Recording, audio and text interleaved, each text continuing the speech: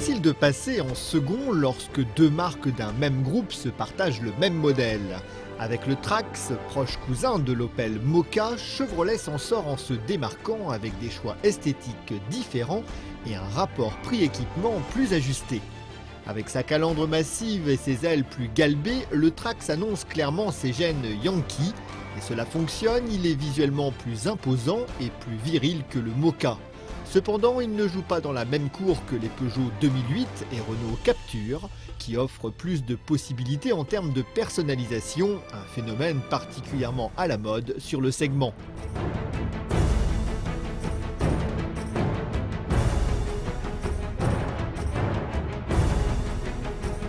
À bord, on apprécie toujours la combinaison de la sellerie et des éclairages turquoise très Camaro dans l'esprit, mais l'ambiance ne pétille pas autant qu'à bord du Captur. Le Trax offre de nombreux espaces de rangement, certes un peu étroits aux portes, un bel espace pour les passagers arrière, sans oublier une pratique prise électrique 230 volts montée en série. Côté modularité, pas de banquette coulissante, mais un coffre à plancher plat de 356 litres qui se positionne entre celui du Nissan Juke et celui du Renault Captur.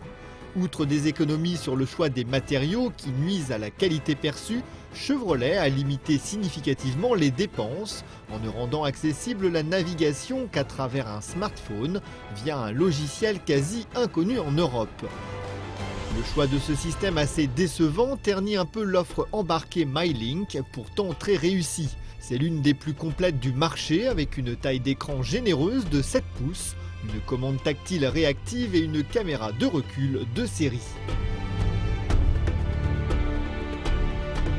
L'offre diesel reprend le désormais vieillissant 1,7 litre VCDI, amené à être remplacé par un futur bloc 1,6 litre turbo.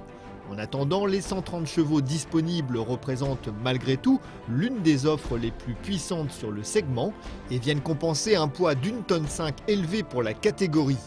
Les reprises s'avèrent vigoureuses et la consommation mesurée, aux alentours de 6 litres au 100 km en moyenne.